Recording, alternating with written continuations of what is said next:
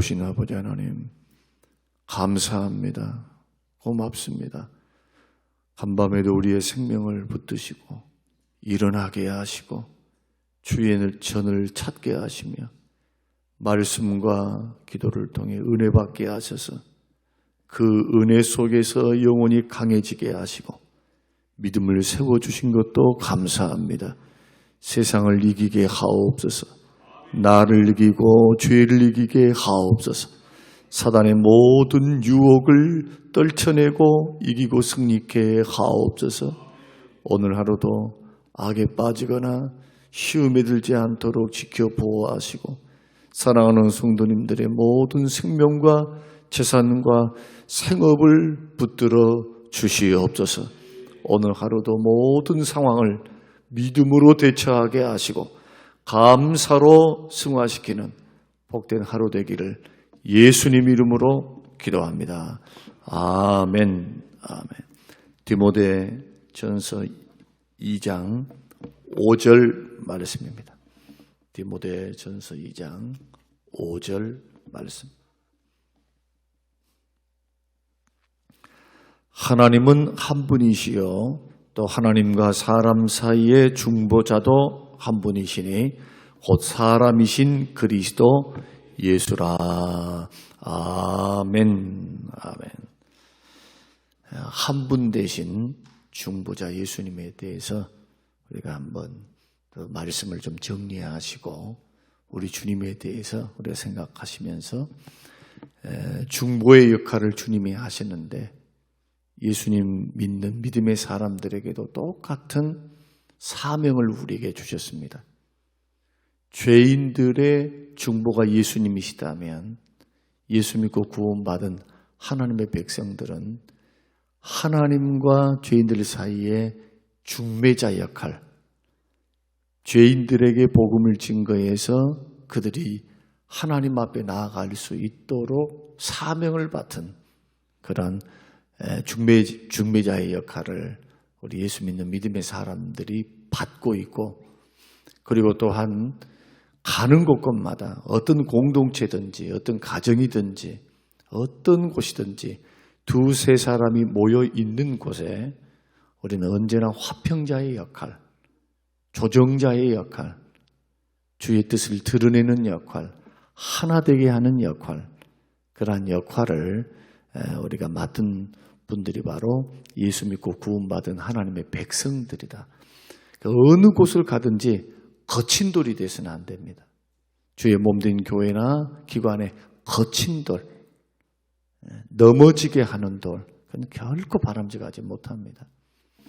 많은 사람들은 진리입니다, 정의입니다, 선입니다, 이것이 공의입니다 외치지만 많은 경우 인간사에 있는 많은 경우는 사랑이 없어서 문제가 더 많습니다.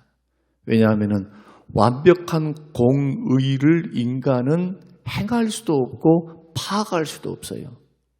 실력이 없습니다. 실력이. 예수 믿고 구원받아 내 마음속에 성령님이 계신다 할지라도 인간은 감정에 많이 치우쳐 있어요. 감정. 굉장히 논리적이고 이성적인 것 같아도 법을 적용할 때도 잣대가 언제나 팔은 안으로 굽어요. 참 이런 부분들을 우리가 생각해 보면 우리의 인생과 삶을 살아갈 때 도대체 어떤 원리를 갖고 살아야 하는가.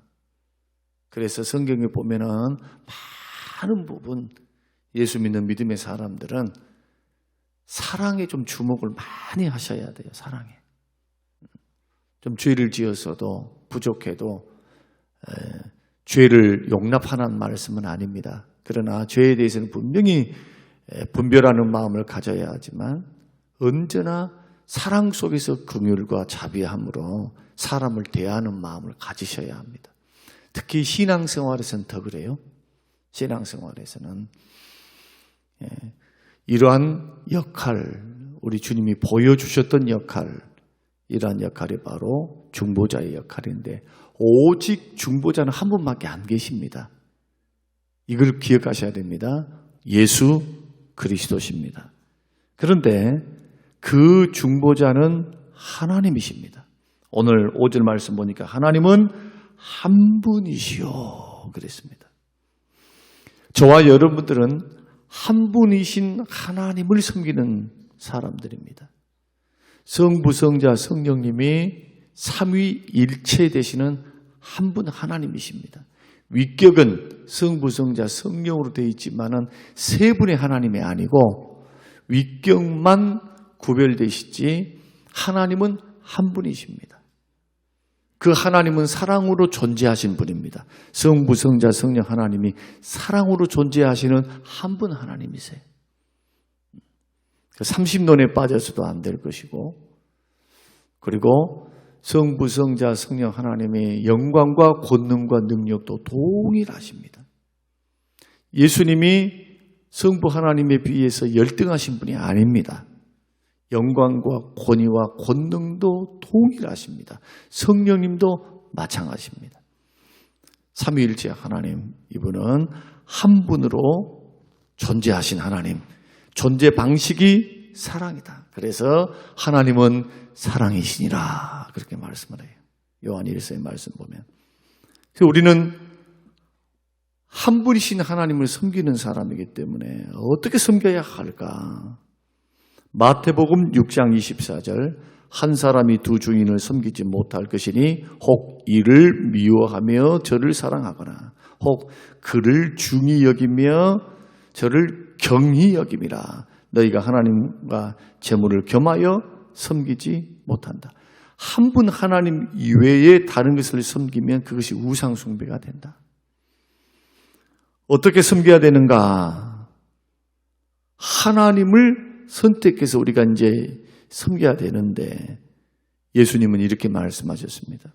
신명기 말씀을 들어서 말씀하시기를 오직 하나님은 하나이신 하나님이시니 마음을 다하고 목숨을 다하고 뜻을 다하여 주 너희 하나님을 사랑하라. 이게 첫째 계명이다. 어떻게 사랑해야 됩니까? 어떻게 섬겨야 합니까? 하나님을 마음을 다하라는 거예요. 마음을. 그래서 신앙생활은 마음으로 섬기는 거예요. 먼저 행동 나오기 전에 마음으로. 마음 없이 의무만 가지고 할 수가 있습니다. 새벽 기도도 그냥 의무로. 목사니까 나와 있고 장로니까 나와 있고 그러지 말고 우리가 경건을 훈련할 때 마음으로 나오는 것을 자꾸 훈련하셔야 돼요. 믿음을 실어서 봉사를 할 때도 주어진 일이니까 내가 한다 하지 말고 마음으로 마음을 다해서 하면 기쁨도 있고요. 열정도 생겨요. 주님 그 마음을 보시니까 또 일이 의무로만 감당하면 오래 못해요. 그러나 우리가 마음을 다해서 마음으로 자꾸 섬겨가면 진득하고 섬기는 것도 중심도 있고 섬기는 것도 무게가 있고 주인의식을 가질 수가 있어요. 하나님을 섬기는 것이기 때문에 봉사를 할 때도 예배를 드릴 때도 섬겨갈 때도 특히 하나님을 대할 때도 마음으로 섬겨라. 마음에는 지정의가 다 들어가 있어요. 지적으로도 감정적으로도 의지적인 실천으로도 하나님 그렇게 섬기는 겁니다. 이것이 한 분 되신 하나님을 섬기는 방법입니다. 또한 목숨을 다하라 그랬습니다. 목숨을 다하여 죽도록 충성하라. 누구에게? 성삼위 하나님께. 오직 하나님께만 죽도록 충성하라. 상이 예비되어 있습니다. 영생의 길이 있습니다. 상급이 있습니다. 인생 보람이 있습니다. 이것은 영원한 상급입니다. 이것이 이 땅에 살아있을 때, 목숨 붙어 있을 때 우리에게 주시는 특권이에요. 특권. 마귀를 향하여 충성하는 것, 돈 벌기 위해서만 충성하는 것이 아니라 이 모든 것을 가능하게 하시고 우리에게 허락하시는 하나님께 대하여 죽도록 끝까지 믿음직해서 일편단심에서 걸어가는 것, 이 일을 위해서 여러분 기도하시길 바랍니다. 하나님 이렇게 섬겨라고 예수님께서, 우리의 구주 예수님께서 우리에게 권면하셨습니다. 그리고 뜻을 다하여 그랬습니다. 뜻을 다하여. 언제나 마음에 간직하라는 거예요. 마음에. 언제나 하나님을 생각하고 주의 말씀을 주의 의도가 무엇인지, 주께서 기뻐하는 게 무엇인지, 주님의 원하심이 뭔지. 예수 믿는 사람들은 고린도전서 말씀을 보면 하고 싶다라는 자유가 있어도, 할 수 있는 자유가 있어도, 만약에 덕이 되지 않거나 형제를 실족해 할 수 있는 자유면 그 자유를 제한하는 것, 형제를 세우기 위해서. 사도 바울은 그래서 평생 고기를 먹지 않겠다 결단했습니다. 고기 먹는 거 음식이니까 먹을 수 있죠. 그러나 그 당시 고기는 대부분 제사의 음식이니까, 거기서 섞여서 나오는 것이니까 제사 음식인지 그냥 도축에서 오는 것인지 분간이 안 되죠. 시장에 나올 때는. 그러나 믿음이 연약한 사람들은 그것을 보면서 야, 제사 음식을 먹다니. 마음이 연약한 사람들은 무너지죠. 어떻게 귀신을 예배할 수 있고 동참할 수 있는가? 또 어떤 사람들은 그거 아무것도 아니야. 귀신은 아무것도 아니고, 또 이 음식, 하나님이 주신 음식이다, 음식. 마음이 강하니까, 또 믿음도 있으니까 그냥 먹을 수 있어요. 그러나 믿음이 연약한 사람들을 생각해서 사도 바울은 행여라도 믿음에서 떨어지면 안 되겠잖아요. 실족하면. 그래서 나는 자유를 제한하리라. 할 수 있음에도 불구하고 제한하는 거예요. 마찬가지로 우리가 주님을 섬겨갈 때도 목숨을 다하고 마음을 다하고 뜻을 다해야 되는데, 언제나 주의 뜻을 생각해 보는 겁니다. 주님 기뻐하시는 일 맞는가? 주님이 원하시는 길 맞는가? 덕이 되는가? 이 말이, 이 행동이 우리 마음에 자꾸 하나님을 계산하는 것, 하나님을, 믿음을 계산하는 것.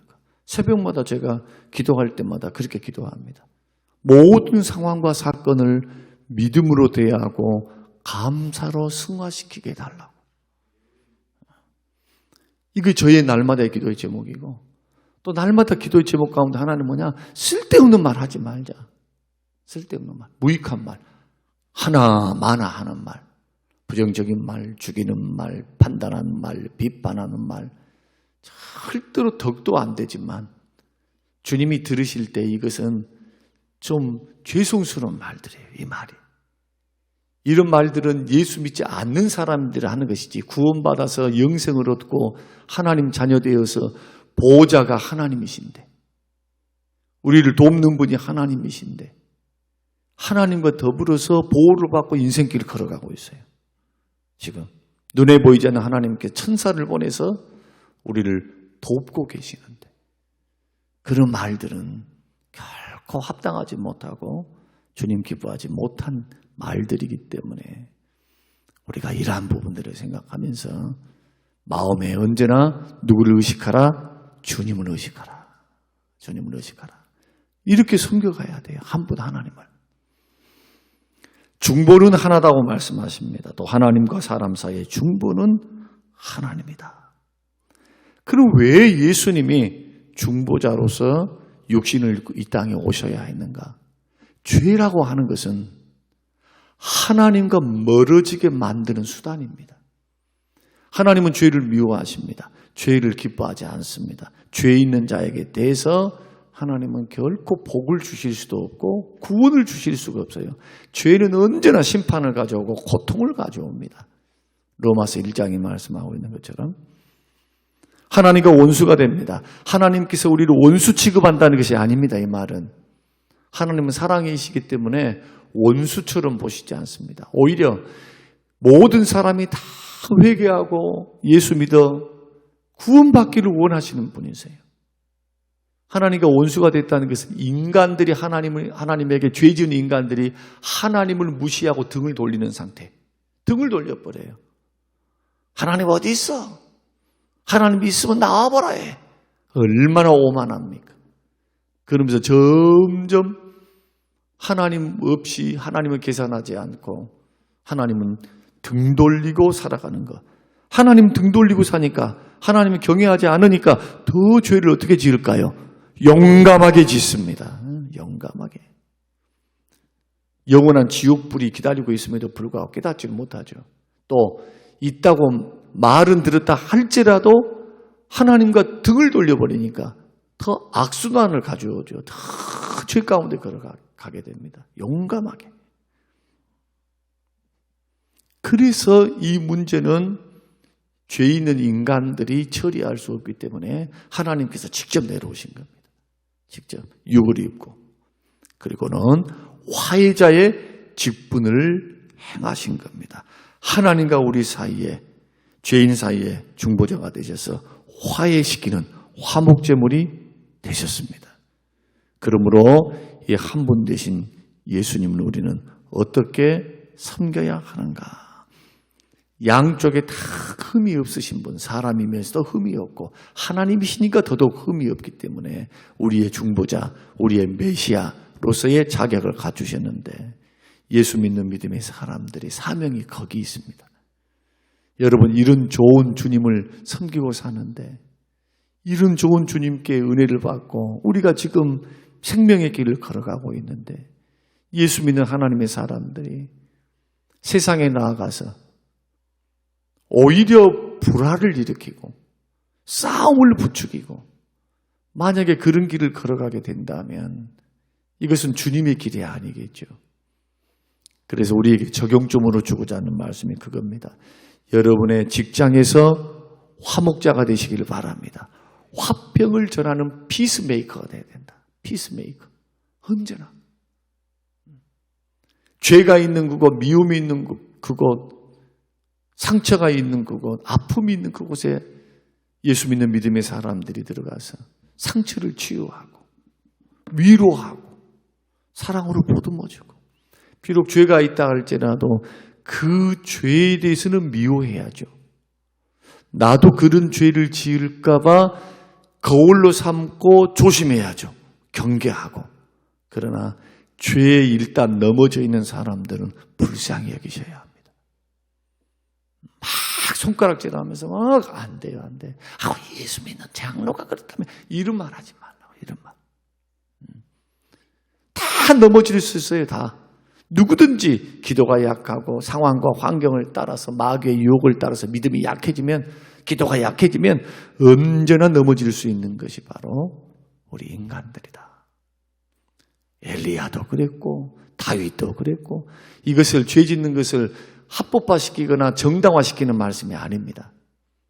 누구든지 넘어질 수 있어요.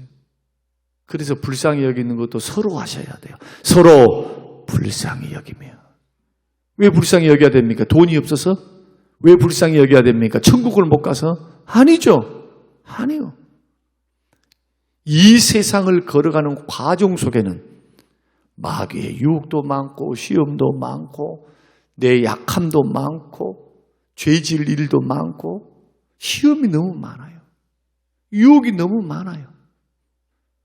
어떤 사람은 넘어지기도 하고 다시 일어나기도 하고, 그러니까 우리 피차 약함 속에 있기 때문에 큰 죄를 지어서는 안 되겠지만, 어떤 경우에도 저와 여러분들은 어떤 역할을 하자고요? 예수님 닮아서 화해자의 역할, 살리는 역할. 믿습니까? 사랑이 살리는 거예요. 사랑이. 품어야 살 수 있어요. 결론의 말씀 드리겠습니다. 왜 어머니입니까? 감옥에 들어가 있는 살인자도 어머니 하면은 막 울어요. 어머니 보고 싶어갖고 엄마 하면서. 왜 그럴까요? 살인자에도 내 새끼니까 그래요.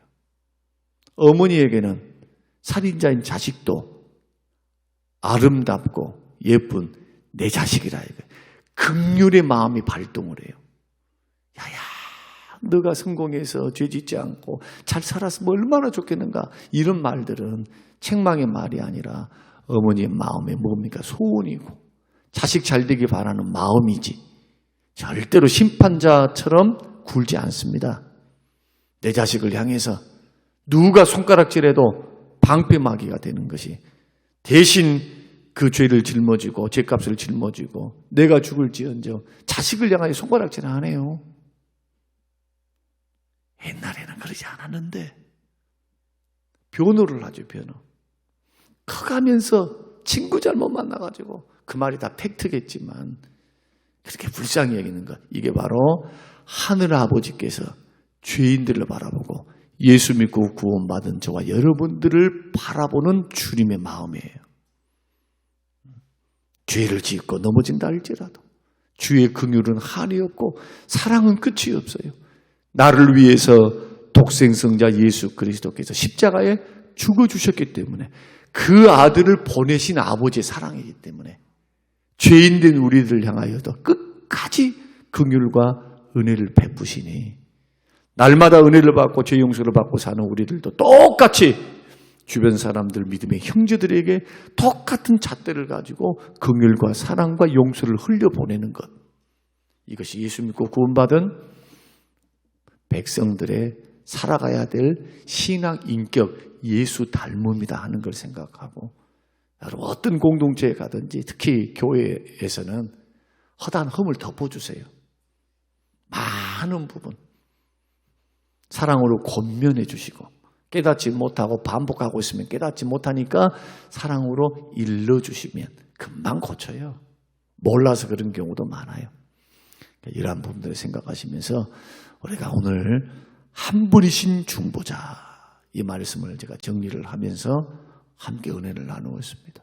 이 말씀이 저와 여러분의 마음의 비석에 깊이 새겨져서 우리 주님 닮아 우리 주님 따라 걸어가는 복된 인생길, 신앙의 길이 되시기를 주님의 이름으로 축원합니다. 고마우신 아버지 하나님 감사합니다. 고맙습니다.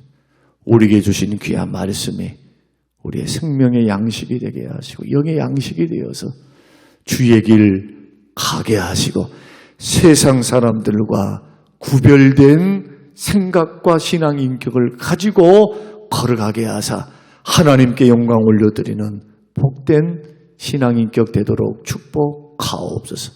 감사드리오며 예수님 이름으로 기도합니다. 아멘.